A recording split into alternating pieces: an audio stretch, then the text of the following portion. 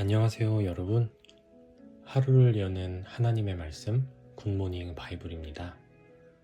새벽 공기가 아직 차갑게 느껴지는 이 아침, 여러분은 어떤 마음으로 하루를 시작하고 계신가요? 어떤 분은 새로운 하루에 대한 기대를 품고 계실 것이고, 또 어떤 분은 해결되지 않은 문제와 걱정을 안고 계실지도 모르겠습니다. 어떤 분은 어제의 실패와 죄책감 때문에 마음이 무거울 수도 있습니다. 그런데 오늘 하나님께서는 우리에게 놀라운 질문 하나를 던지십니다. 주와 같은 신이 어디 있으리이까? 오늘의 말씀입니다. 미가서 7장 18절. 주와 같은 신이 어디 있으리이까? 주께서는 죄악을 사유하시며 주의 기업에 남은 자의 허물을 넘기시며 인애를 기뻐하심으로 진노를 오래 품지 아니하시나이다. 굿모닝 바이블 가족 여러분, 우리는 살아가면서 종종 사람에게 실망합니다. 믿었던 친구에게 상처를 받고 가까운 사람의 말 한마디에 마음이 무너지기도 합니다. 심지어 자기 자신에게도 실망할 때가 있습니다.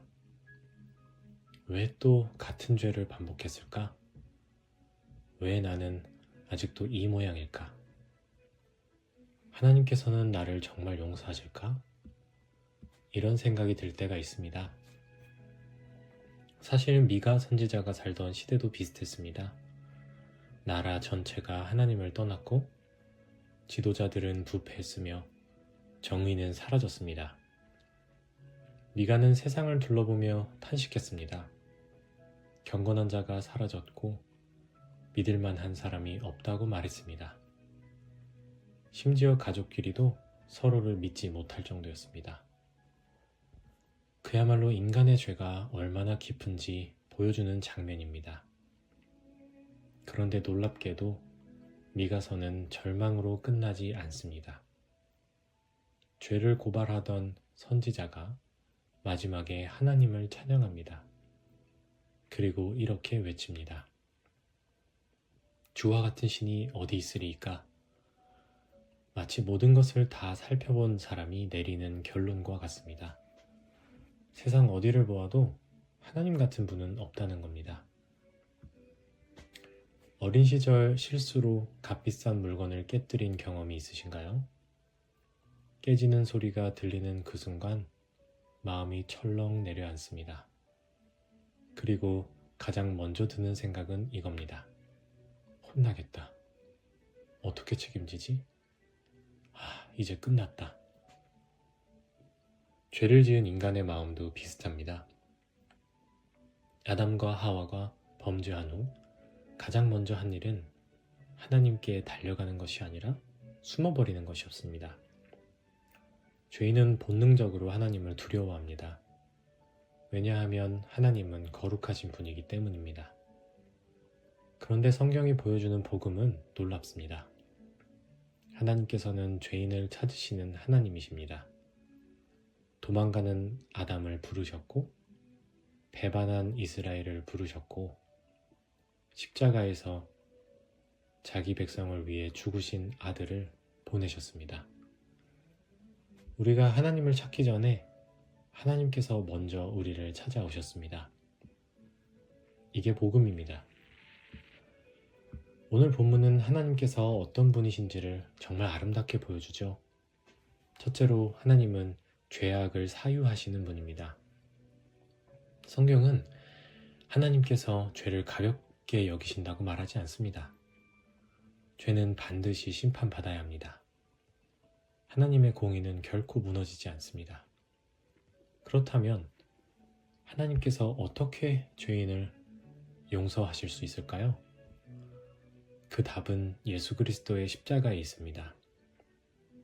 하나님께서는 우리의 죄를 못 본 척 넘기신 것이 아닙니다.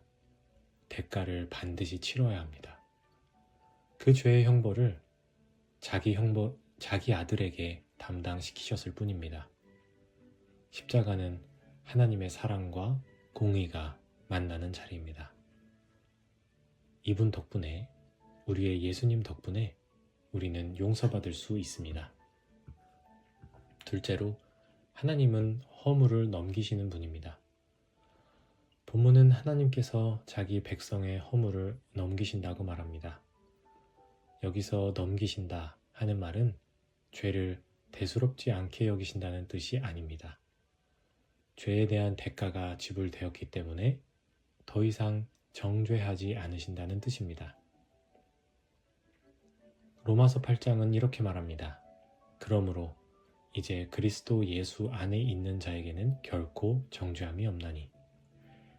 여러분, 만약 여러분이 그리스도를 믿는다면 여러분의 과거보다 하나님의 은혜가 더 큽니다.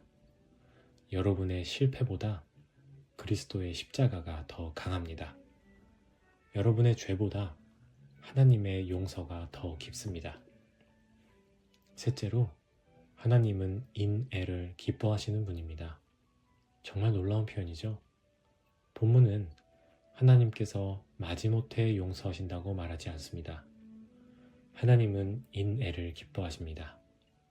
자비 베푸시는 것을 기뻐하시고 용서하는 것을 즐거워하십니다. 우리는 종종 하나님을 엄격한 재판장으로만 생각하죠. 물론 하나님은 공의로운 재판장이십니다. 그러나 동시에 하나님은 언약의 신실하신 아버지십니다. 우리가 하나님을 붙드는 것보다 하나님께서 우리를 붙드시는 손이 훨씬 강합니다. 미가서는 1장부터 7장까지 있는데 심판으로 가득한 책처럼 보입니다. 그러나 마지막 장에 이르면 하나님의 자비가 가장 밝게 빛납니다. 왜일까요? 그건 심판이 목적이 아니라 구원이 목적이기 때문입니다. 하나님께서는 죄를 미워하시지만 죄인을 구원하시기를 기뻐하십니다. 그래서 베들레헴이라는 작은 고을에 메시아가 오셨고, 그런 예수님께서 십자가를 지셨고, 그래서 오늘도 복음이 선포되고 있습니다. 우리의 소망은 우리의 믿음의 크기에 있지 않습니다. 우리의 소망은 우리의 결심의 강도에 있지 않습니다. 우리의 소망은 오직 그리스도께 있습니다. 사랑하는 굿모닝 바이블 청취자 여러분, 혹시 지금 자신의 연약함 때문에 낙심하고 계시나요? 반복되는 죄 때문에 하나님 앞에 고개를 들 수 없다고 느끼시나요? 오늘 미가 선지자의 고백을 여러분의 고백으로 만들어 보세요. 주와 같은 신이 어디 있으십니까? 우리를 끝까지 포기하지 않으시는 하나님, 우리의 허물을 용서하시는 하나님, 언약의 사랑으로 붙드시는 하나님, 바로 이 하나님이 오늘도 여러분의 하나님이십니다. 그러므로 절망하기보다 복음을 바라보세요. 죄책감보다 십자가를 바라보세요. 자기 자신보다 그리스도를 바라보세요. 하나님의 마지막 말씀은 심판이 아니라 구원의 은혜입니다. 정죄가 아니라 용서입니다. 버림이 아니라 회복입니다. 함께 기도드리죠. 자비로우신 하나님 아버지, 오늘도 우리에게 복음의 말씀을 들려주시니 감사합니다. 우리 안에는 자랑할 것이 없고 의지할 것도 없습니다. 그러나 주께서는 우리의 죄악을 사유하시고 허물을 넘기시며 인내를 기뻐하시는 하나님이심을 믿습니다. 우리의 공로가 아니라 그리스도의 공로로 하나님 앞에 설 수 있게 해주심을 감사드립니다. 반복되는 연약함 때문에 낙심하는 우리들에게 위로를 주시고 죄사함의 확신을 더하여 주시길 구합니다. 오늘 하루도 하나님의 손 안에서 붙들려 살아가게 하시고 어떤 상황 속에서도 주님의 사랑을 신뢰하게 해주시기를 구합니다. 우리의 구원자 예수님의 이름으로 기도드립니다. 아멘. 오늘도 함께 말씀을 묵상해 주셔서 감사합니다. 굿모닝 바이블은 매일 아침 하나님의 말씀으로 하루를 시작할 수 있도록 여러분과 함께 하겠습니다. 오늘 하루를 살아가시면서 기억하시길 바랍니다. 주와 같은 신이 어디 있으십니까? 우리의 실패보다 크신 하나님, 우리의 죄보다 더욱 깊으신 하나님, 우리를 끝까지 붙드시는 하나님께서 오늘도 여러분과 함께 하십니다. 이번 묵상이 은혜가 되셨다면 구독과 좋아요를 통해 채널을 응원해 주시고 말씀을 필요로 하는 분들과 함께 나누어 주시기 바랍니다. 그럼 다시 찾아뵙겠습니다.